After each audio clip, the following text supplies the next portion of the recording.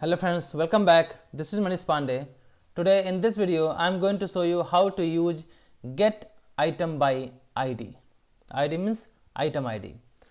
So in the previous video I have shown you how to use get next item.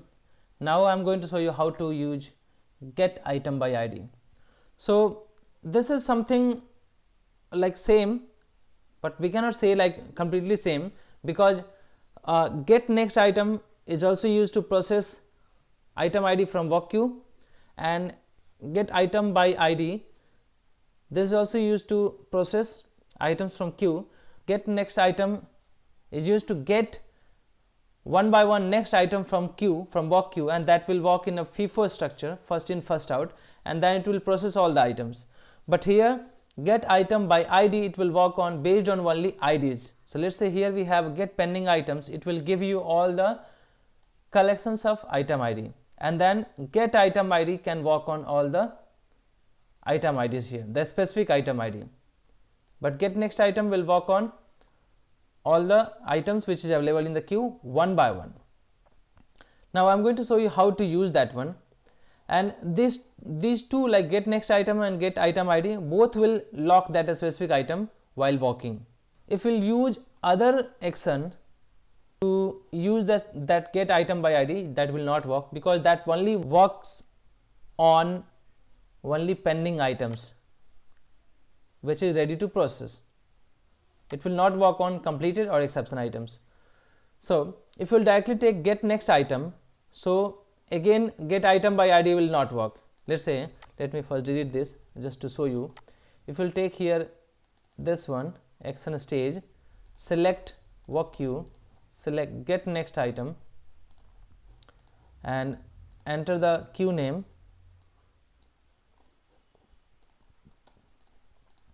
take here item ID, click OK.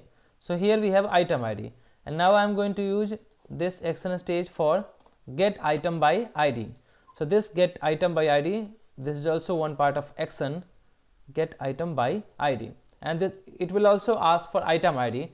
So if I am going to use again that work queue, because here it asks for the queue name and then that item ID. So if you will pass this item ID, then that will not work. Let me store this, let me click OK, link this one. So what happens here, reset this, right click, set next stage.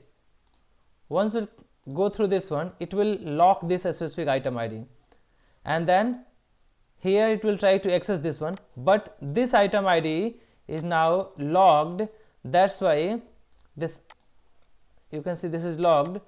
That's why this stage, it means this action get item by ID will not work on that one. You can see it will throw an error because this is already logged. So it will not able to log this one. So the both action will log that specific item to work on that one.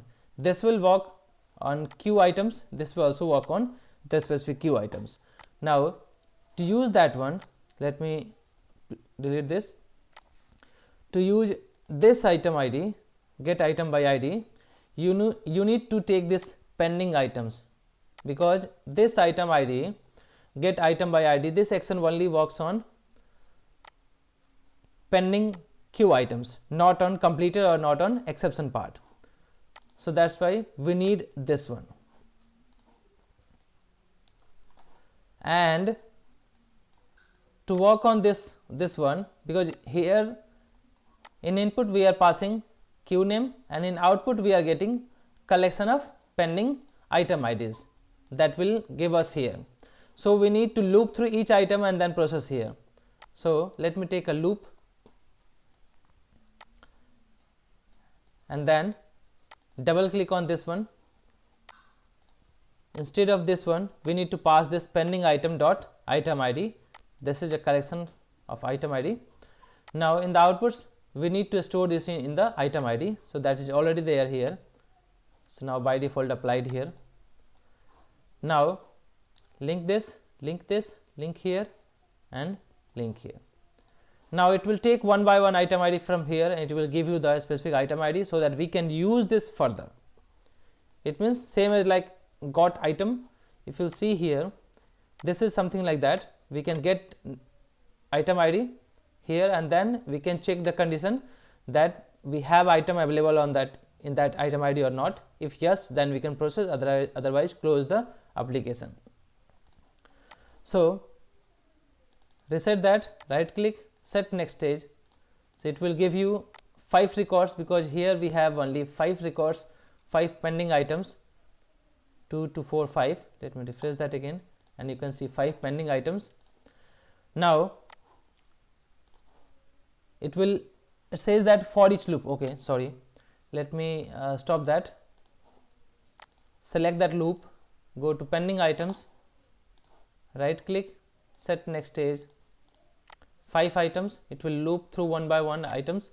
Now you can see here this item is now locked. Let me go to this one, and you can see here this item ID is now locked. So this get item by ID, this action also lock the specific item, because it is also used to work on the specific, it is also used to process the item. Now again it will go and take other items, and you can see, so one by one it can lock all the items. Refresh this one, and you can see these 2 items are locked. Let me unlock this, otherwise this will be marked as an exception. So I don't want to mark this as an exception here. So by this way we can get one by one item ID, and we can process that. So here in between this, let me stop that, in between this loop, so we have received this item ID here.